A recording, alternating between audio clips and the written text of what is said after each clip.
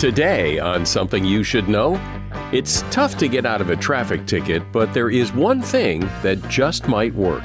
Then your incredible immune system. It's why you're alive. However, I think it's important to understand that the immune system is not a trivial affair. For example, think of Ebola. Ebola, a very serious, horrible disease, it still takes 4 to 5 days to kill you. And your immune system can kill you in 5 minutes. also, there's a good chance that you're measuring the medicine you take inaccurately, and how to get someone to change by giving them effective feedback. So when people talk about what they don't want somebody to do, there's a much greater impact when we talk about what we do want them to do. I'd like you to stop being late. If you flip that, we would say, I would like for you to be on time. From a neurological perspective, I want to talk about what I want rather than what I don't want. All this today on Something You Should Know. Something you should know. Fascinating intel, the world's top experts, and practical advice you can use in your life. Today, Something You Should Know with Mike Carruthers. Hi, welcome to Something You Should Know. Are you a good driver? Most people consider themselves to be better than average.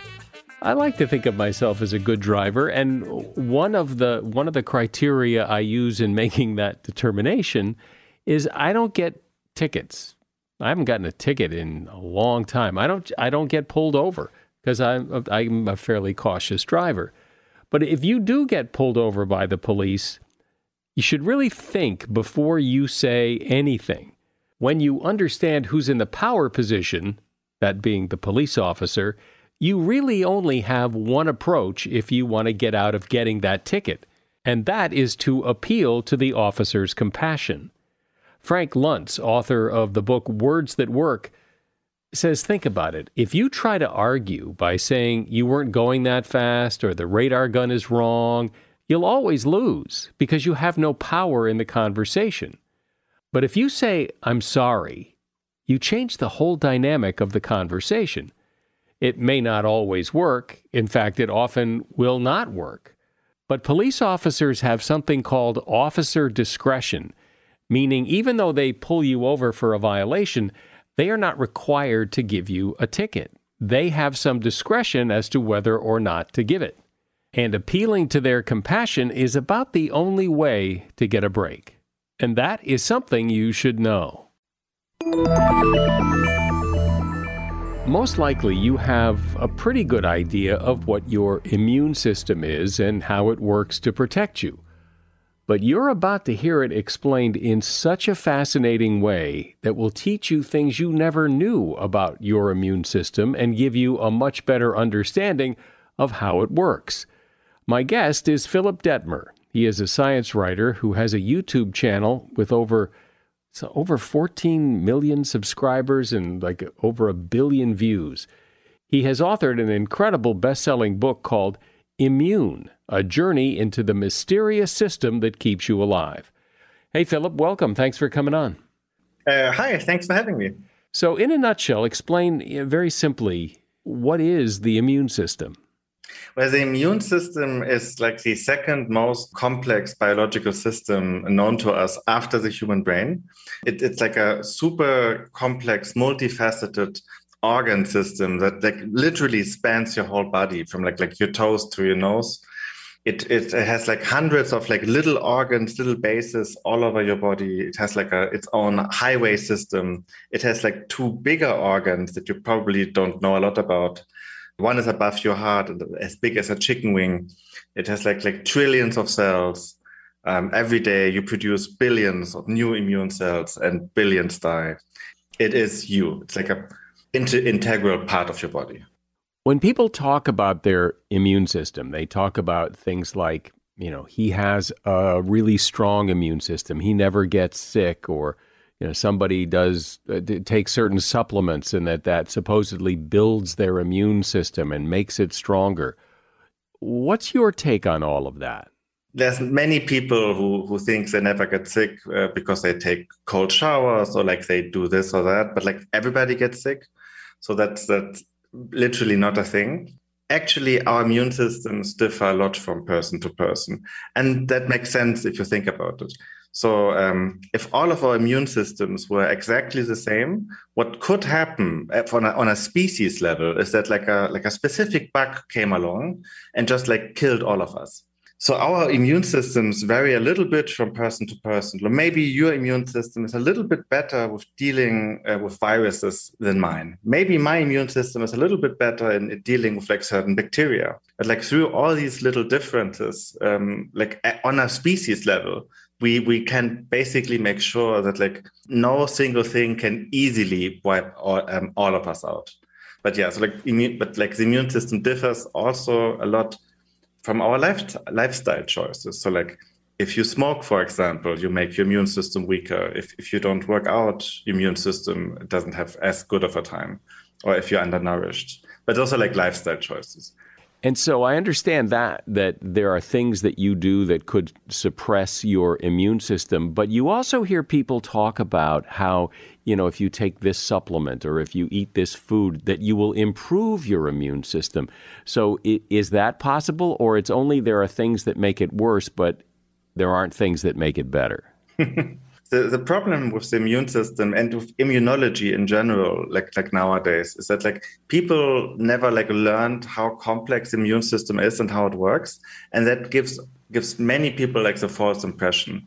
Like if you think about it, in the way people talk about it, it's almost as if the immune system is like a sort of energy field, like a force that you can charge up and that can like wind down, and like if you put something in it, like your energy immune system field gets stronger. But that's not how it works.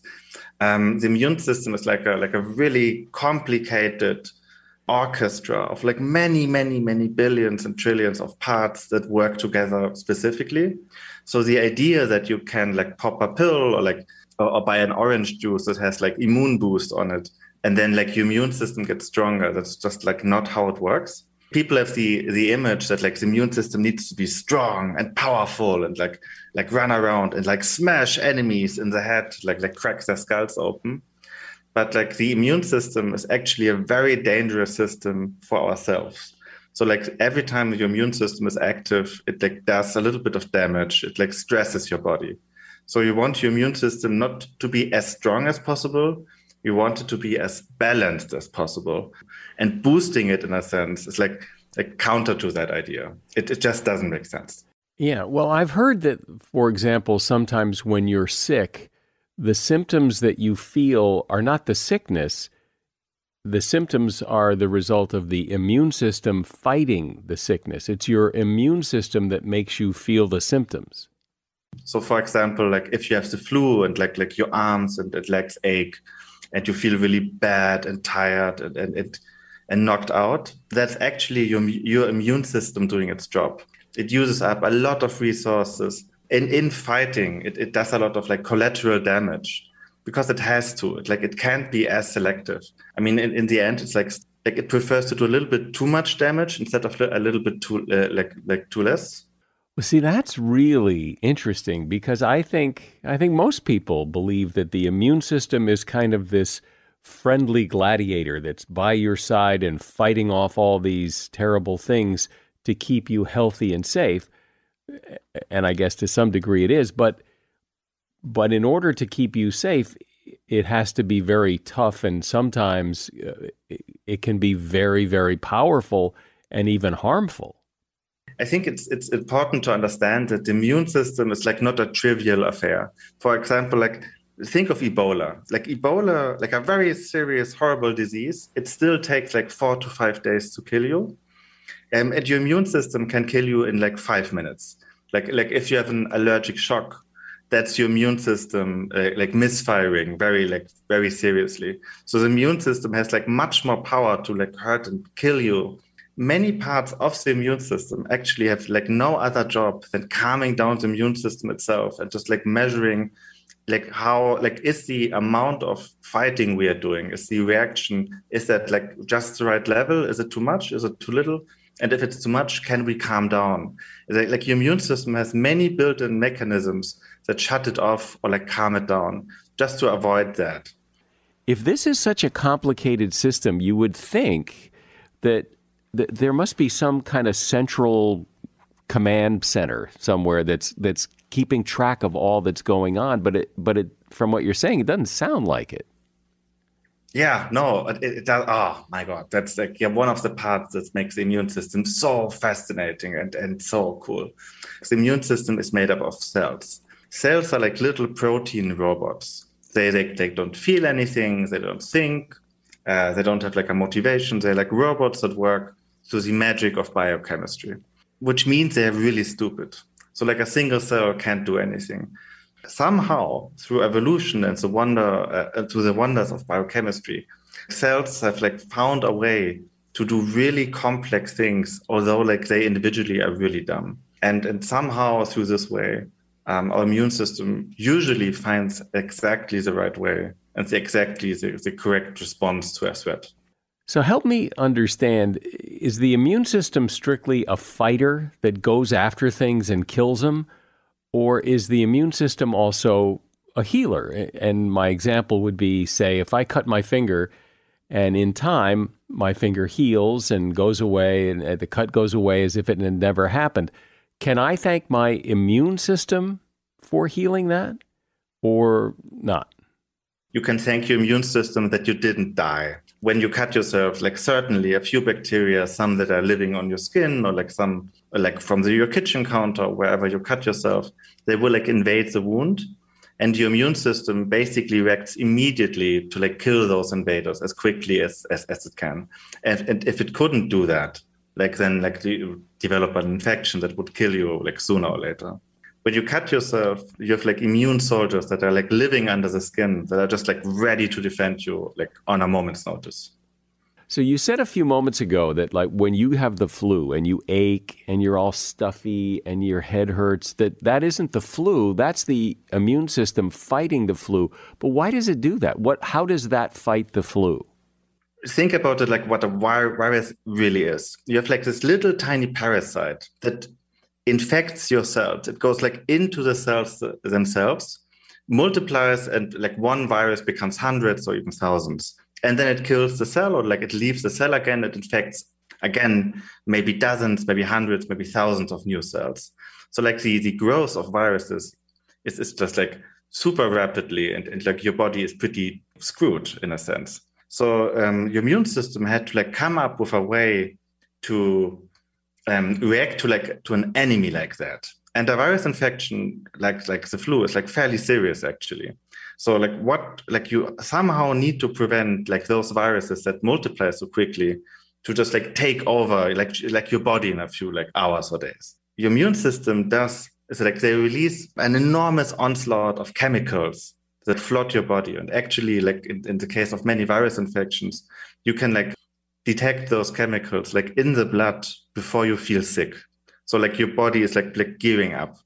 And these chemicals do a lot of things. So like, for example, they tell all of the civilian cells around like, hey, just like viruses are around, take care, like be careful, like slow down your natural processes, just like be on watch.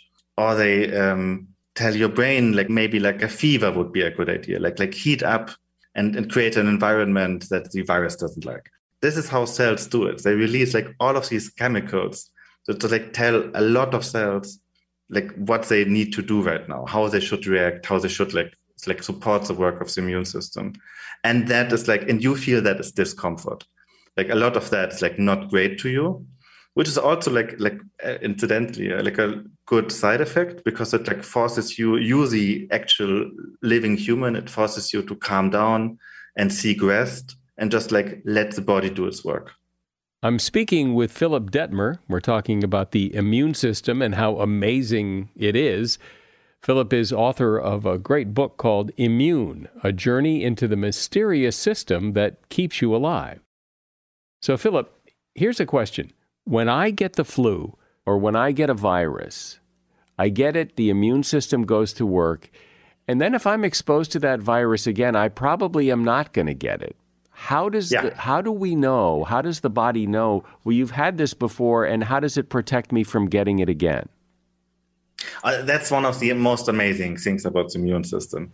And it has like living memories. So in a nutshell, you have like two different defense mechanisms in your immune system. You have like two different immune systems. You have your innate immune system. Those are like your immune soldiers that like they're ready at any time. There's an infection, they just like stream in and fight. And this, your second immune system is your adaptive immune system. You can imagine that like as your super weapons, as like something a little bit more like stronger, but it has like a downside. It needs to gear up and like get ready. It takes about like 5 to 10 days to get ready. And when it gets ready, it like activates a lot of super weapons. Like you've probably heard of antibodies, like those are parts of that. Throughout the infection, basically get intel from your innate immune system, determine which kind of enemy is attacking you. They're like creating exactly the right weapon for that enemy, like antibodies. When that's fully activated, you get healthy again. Like it usually like kills the invaders and like ends the infection. To do that, it creates a lot of additional like super weapon cells. And when the disease is over, basically, when you're good again, most of these cells kill themselves because they're no longer needed. But like some remain, and they remain in your body for like years, or maybe like if you're lucky for the rest of your life. And they just like the next time the exact same enemy infects you, they are just like already there, and they don't need those like 5 to 10 days to get ready. And that's usually enough to protect you against many diseases, hopefully like for a lifetime. What about this idea that we live perhaps in a too clean environment, that kids need to roll around in the dirt, that we need more exposure to bacteria and things for our immune system to work properly? What about that? Is that true? What you're referring to is the hygiene hypothesis. It's sort of correct. It's a little bit different. So like the science is still not completely in on all of that, but like the idea is it's probably more like you're not confronted with the right kind of germs. When you are born, like as a kid, like your adaptive immune system is a little bit like a computer. Like the hardware is already there, but like not all of the software is like ready. In like the first years of your life, your immune system is gathering data. It's gathering like software to like boot up properly, which is like the reason why kids get like sick more often. So it's like their adaptive immune system is like not fully like activated yet. So when you're like not confronted with like a lot of the like quote unquote good germs that you should be confronted with, then it doesn't get to collect enough of the software information, not enough data. And what this can mean is that like then later in life, like your immune system might overreact to like bugs that it should be totally fine with. Like in these early days, your immune system learns like, oh, this bacteria again. Oh, I know them. Like, oh, like yeah, they are fine. Like this bug can live here, or like I'll just like quietly kill it, but like no big deal. And if it doesn't have this information, this can lead to like allergies later in life. So it's not so much actually that your immune system needs to like it needs to fight and toughen up, and it's way more that it like needs to learn like who is harmless. And when it learns that, what are the kinds of things that, or when it doesn't learn that, what are the kind of things, the kind of reactions that people have? What typically are those? Yeah, for example, hay fever, or like certain kinds of asthma, or like certain food allergies. It's like the list is endless. Just like the immune system basically needs to learn that certain stuffs in our environment are just harmless and cool and like no big deal. And your immune system needs to learn which of those it can safely ignore. And if it doesn't learn that, then it will like react, like overly react to stuff that it shouldn't react to. What about stress in the immune system? Does stress suppress the immune system and make you more susceptible to illness? Yeah, for sure. Which makes sense. Like when we evolved way back, stress was like a sign usually of a more immediate danger. You should be stressed if a lion is running at you. That's like a perfectly reasonable moment to be stressed. But we are not really built for like persistent stress. So it like suppresses your immune system, and in that sense makes you weaker, makes you more susceptible to disease. So yeah, stress is bad. When I think of the immune system, I've always thought of it as a system, that it just works throughout the body, but that it wasn't a thing or a place, and there wasn't an immune system organ. But you say there is. One thing I find endlessly fascinating is one of the two big immune system organs, and like the thymus. Most people have never heard of that ever.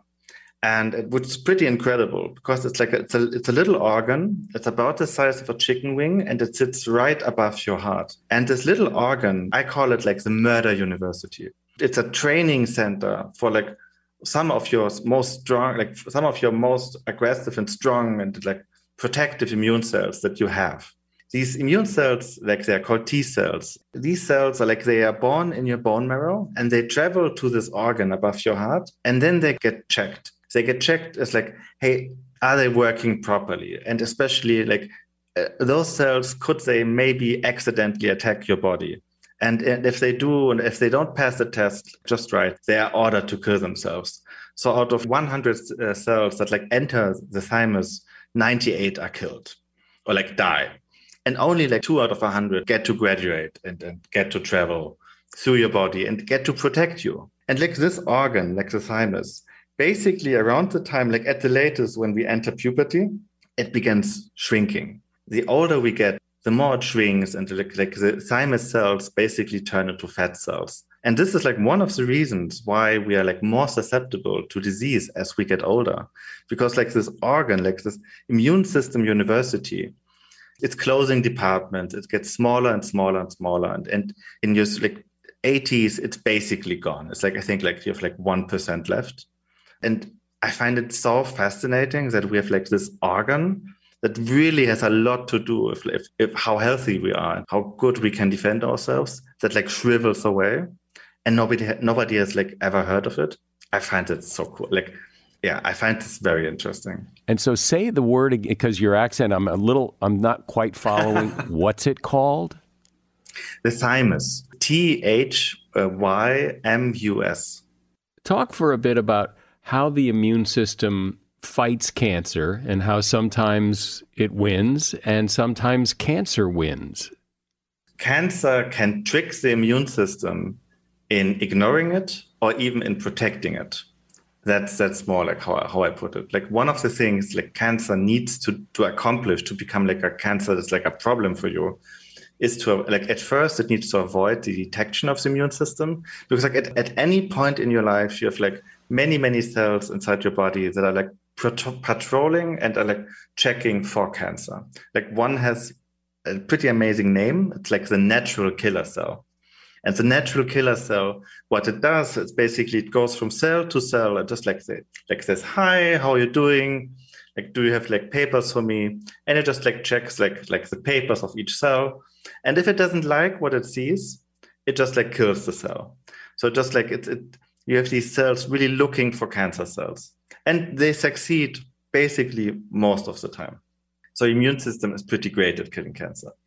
Cancer cells, if they want to be like successful, they need to like avoid detection, and that's what cancer does. It needs to trick your immune system to think everything is fine. This is what cancer does. At first it avoids detection, then it builds up like a city where no city should be built, and then it convinces parts of your body that like everything is fine.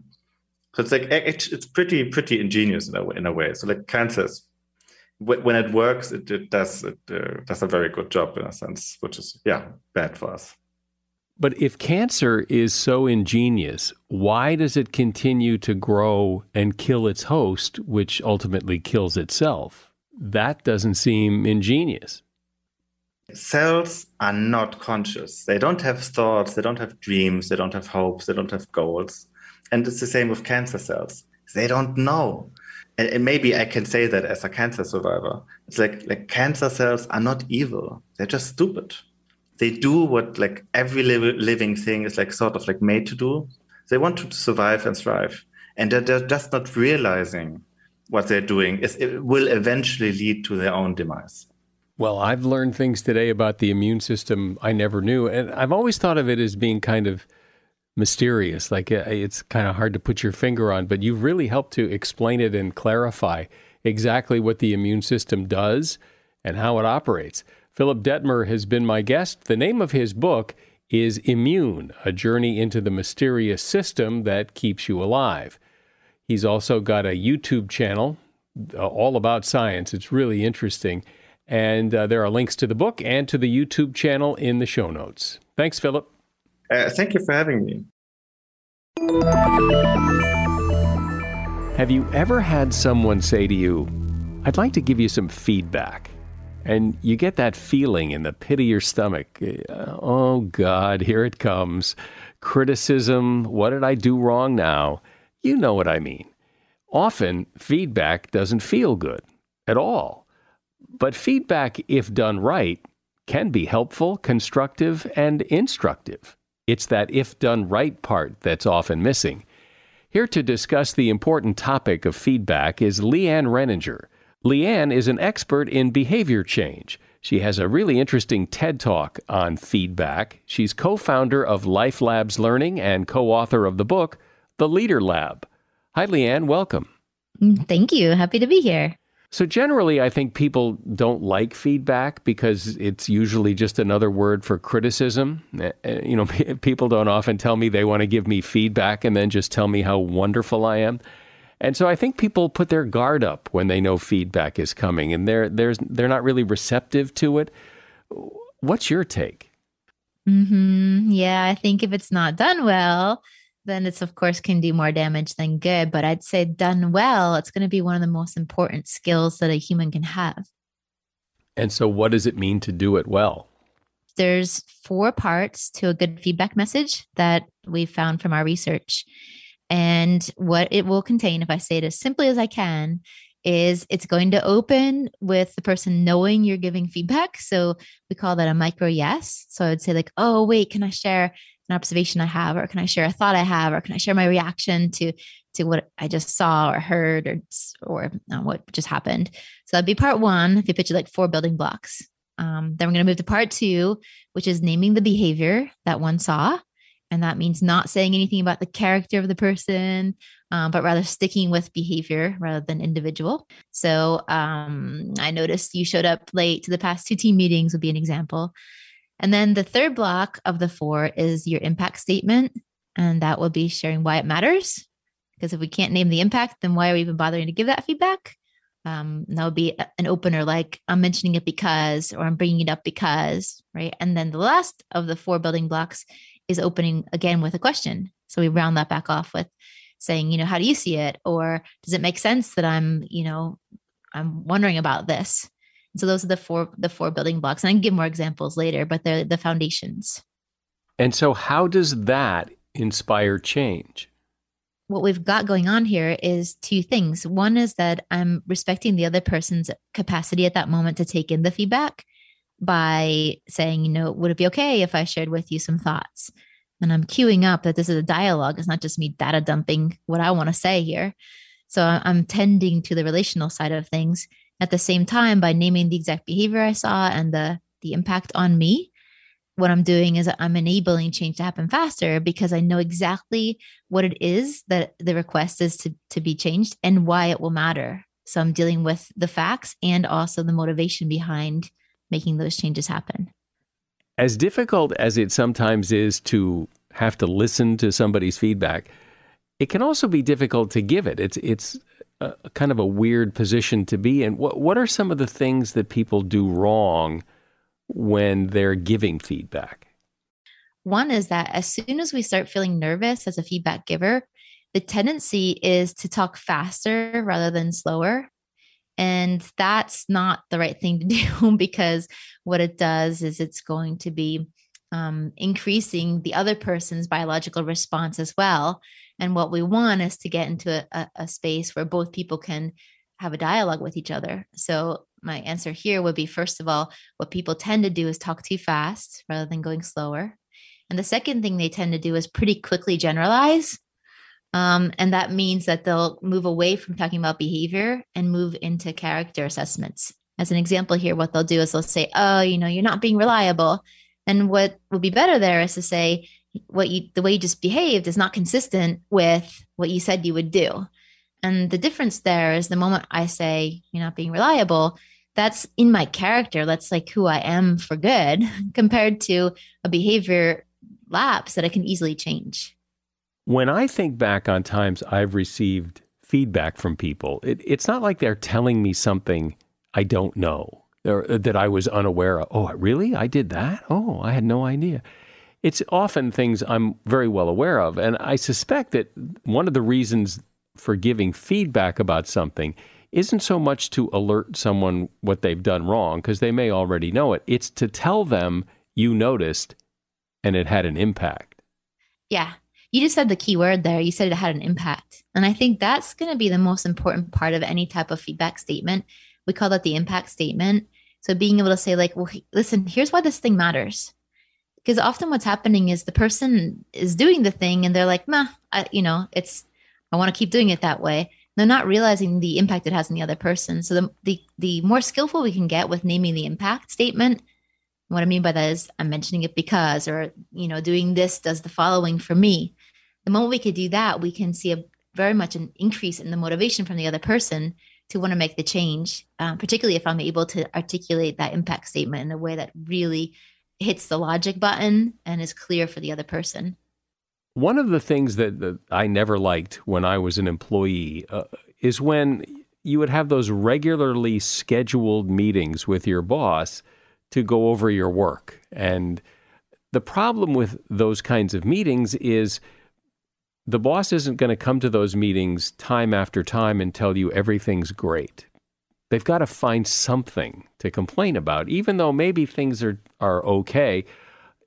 But it's kind of like forced criticism. If we're having the meeting, we've got to find something to correct. And sometimes maybe there isn't anything to correct. I think that's one of the hardest parts is the feeling like we want to as a feedback giver contribute, and we want to be able to say something that makes us sound smart as the feedback giver. And in the end, my ultimate goal is to be able to enable positive behavior change rather than just to sound smart as the feedback giver. And I remember there's this story once I heard, I can't remember which football team. I think it's the Dallas Cowboys, but I don't know much about football, where they were seeing a change very quickly in the players. And it was because one of the coaches had shifted from, instead of reviewing what the team member had done wrong, they actually put together highlight reels. And so this power of positive praise. So like, let's look to see what you did right, particularly you did right. Let's put words on it, what you did right.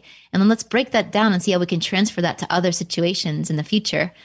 That can have much stronger impact, in that our brain is going to be able to remember those things that we've done well and latch onto them and reuse them much better than the feeling of negativity that comes from, I keep getting everything wrong in this case. What about when you give feedback? And I've had people give me feedback that there wasn't really much of a point to it. It was just criticism for the sake of criticism. It had no real impact. It was more like, I just want you to know that you did something wrong. Okay. Or it could even be praise. I mean, just praising for the sake of praise, which, I guess that can feel nice. But is that good feedback, just to point stuff out? I'll share a story here regarding that. When I was doing my doctorate research, I arrived on the scene. I did this in Austria, and it was kind of difficult for many reasons. One of which was it was in a different language, and two was I was new and I was coming into this lab of people who had been there for a long time. And one of the first assignments I was given was, I was told, go fix Bernvard. That's the name of a person. And the first thing I thought was, oh my gosh, like I don't even know how to answer to this request, go fix Bernvard. And so the person who gave me this assignment said, well, just go talk with them and you'll see what needs fixing. So I meet Bernvard, and pretty quickly I do see what the person is probably referring to. And I think to myself, okay, if the idea is fixing, I don't like that word, but if the idea is to give feedback, because maybe I can be helpful with that feedback, then let me think how to do this well. And what I was trying to do was to translate what my brain was saying. My brain was saying, wow, this person, Bernvard, sounds grumpy. All the time sounds grumpy. Now, that's not going to be helpful for me to go up to Bernvard and say, hey, can I give you some feedback? Just notice that you always sound grumpy. That's not going to help him because he won't know how to not sound grumpy. If he did know how to not sound grumpy, he probably would do it more often. And so to get to the point around how do we help people, I think what's really important here is that we're able to find a way to articulate what it is exactly behaviorally that we're seeing or noticing. And so in this case, what I was noticing is that he would land each sentence with a downward beat. So for example, I would say, "Hey, how's your day going?" And he'd say, "Good. How about your day?" And so that intonation, that landing of that just came across to me as, "Oh, he's mad at me." And so my attempt with giving him feedback was to say, "Hey, I've noticed that when you," and I did a little bit of warm up there to say, "Can I share something? It's a little awkward for me to share it, but I'm just hoping maybe it's helpful." And he said, "Yes." And then I said, "I noticed that you land each sentence. And for me, when I hear it, it sounds like you're angry." And then I explained a little bit more what happens then. Then I start to think I don't want, I don't tell my full ideas and so on. To that, he said, "Well, I'm not angry." And there I said, "Oh, there again, you did the downward beat." And again, I just want to share the impact it has on me. So the story can go on a little bit longer as to how we resolved it. But what I wanted to share here is he had never been told what it was that was coming across as grumpy. And whether or not I was right or wrong with my assessment of what caused that perception, it definitely was something he could at least work with. And so my answer would be, yeah, we need to name specifically the thing that's bothering us in behavioral terms if we truly want to make impact. How did you resolve it? How did you get him to, or did you get him to change? And how did you get him to change? Yeah, well, this is a sweet part of the story. He's, by the way, given me permission to share this story. It started off with some very sweet attempts where, as he would talk with me in particular, he would lift the ends of his words. So he'd be like, "So how's your day going today, Leanne?" And it was an exaggerated attempt. Now, suddenly we had an injection of humor into the situation. But what I did notice is that over time with his other colleagues too, people could see that he was making more of an attempt. Now, he doesn't have to follow everything other people would want, but what I was hoping for in my care for him over time, like truly, I started really hoping that he could improve his relationships, is that there'd be at least an understanding from his side. Oh, the person might be thinking that I'm mad at them. I don't want that. And so the resolving of this situation was for him to actually say more often, "Oh, I like what you're saying." And so he'd do his intonation. "I like what you're saying. I'm just wanting to think more about it," right? So he could add more intention statements and articulate more what he was thinking rather than letting people interpret it through his downward intonations. Well, that brings up another point about feedback is that sometimes, I can think of many times where it's sometimes easy to dismiss it because it's just one person's opinion. You might think he goes down on his sentences and that makes him sound grumpy, but no one else has ever said anything to me about it, so maybe I'll just dismiss this. Yeah, I think that's a fair point, right? So if the person wants to try to understand a data set, that's totally fair and they should do so. What I want to do is build a foundation for them to at least be able to say, in this data point of one, I'm noticing this. And if I'm going to maintain a relationship with, in this case, me or whoever it might be, I want to try to improve that relationship. There's one thing I want to add, though, and that is the danger in invoking what we call the royal we. So we have noticed that you, or I've heard from other people that you, or I continually hear that you. That type of feedback's not going to land because it's going to immediately pull up the defensiveness. As social creatures, we really, of course, don't like the idea that other people might be talking about us. And so my suggestion would be to not triangulate. Triangulate means that I'm going to say what somebody else said about the other person. So instead of just a one-to-one relationship, I'm pulling in other people. And instead, try to just name my own observations. And if the person doesn't change based on that, that's okay. I can just keep naming the impact on me over time. Right, because it's very common, and I think for people to use the royal we, and it's not just me that's noticed. Other people have noticed this too, because you think that that's kind of bringing consensus to the table here. But what you're saying is it really just creates defensiveness. Yeah, there's a technical term for this called the quantum Zeno effect. Sounds very fancy, but the idea here is I don't want to actually hinder the possibility of change within the other person.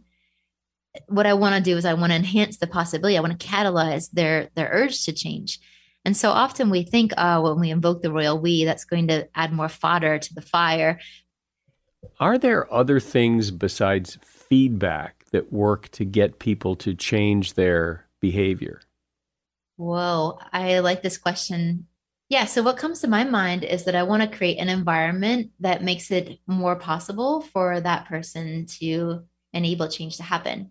So on the one front, what I want to do is I want to be able to ask questions that will inspire insight for the other person. And what I mean by that is I could tell somebody what to do, and we call that stepping into telling mode, right? Or I have a choice. I could step into what we call questions mode. So Q step into questions mode. And with a questions mode, what's happening is I move a lot more molecules in their brain, because instead of saying like, I think you should do X, Y, Z, if I say to them, well, what do you see as your options? What do you think would happen if you do it this way versus if you do it that way? And the more molecule change I can have happen in their brain, the more likely we lay down a neural network that will enable that change to stick for the future. And so I'm thinking constantly about, as a behavioral scientist, I'm thinking about how can I basically help neurons grow faster within their brain. And the best way I can do that is to help them come to the insights themselves. Rather than tell them. Yeah. And I want to do that with an authenticity there. I'm not trying to manipulate people here. If in the end, I might be wrong about what I'm thinking is the best solution. But through that dialogue of me saying, okay, wait, what questions should you be asking yourself? Number one. Number two, I want to ask them, what do you see as your options? Number three, I might ask you, what does success look like for you in this situation? And then I want to maybe move them into action and say, well, what do you see as the next steps? And then from there, I can be like, okay, and how can I be helpful to you? What do you see as the obstacle? Like there's so many different great questions we could be asking to help move their brain in a different direction. And I don't care where their brain lands. I just want movement. That's the first step to great change. Well, it does seem that if you really want to give feedback so that people change, you got to be really careful how you say what you're going to say. Otherwise, people are just going to shut down, clam up, and nothing will happen. In fact, you could make things worse. I think there's something really important in the ways of wording things that people often neglect. And one of the things that I was really surprised by when we were doing this research on feedback is we call this positive reaches. So when people talk about what they don't want somebody to do compared to talking about what they do want somebody to do, there's a much greater impact when we talk about what we do want them to do. So if I name something like, hey, I'd like you to stop being late. If you flip that to the positive reach for something rather than away, we would say, I would like for you to be on time. And if you look at that from a neurological perspective, if I keep emphasizing the word late or don't eat the cookies, stop being so distracting, I'm using the words over and over again that I don't want them to do. Compared to if I flip it and say what I want them to do. So be on time, be proactive, whatever it might be. I want to talk about what I want rather than what I don't want. I've always wondered, you tell me if that's real research. I remember hearing someone say, when someone goes to the store and you say, don't forget to get the milk or don't forget to get the bread, it's better to say, remember to get the bread. And that sounds right, but is there real research to support that? Yeah, I mean, even if you just look from an intuitive perspective, right, you're saying it sounds right. Just simply think about what the tracks we're laying down in the brain from a neural circuitry perspective.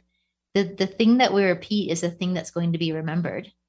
And so if you look at the research around this, if I say don't eat the cookies, all I'm repeating over and over again is cookies, cookies, cookies. And instead of saying eat fruit instead, fruit, fruit, fruit.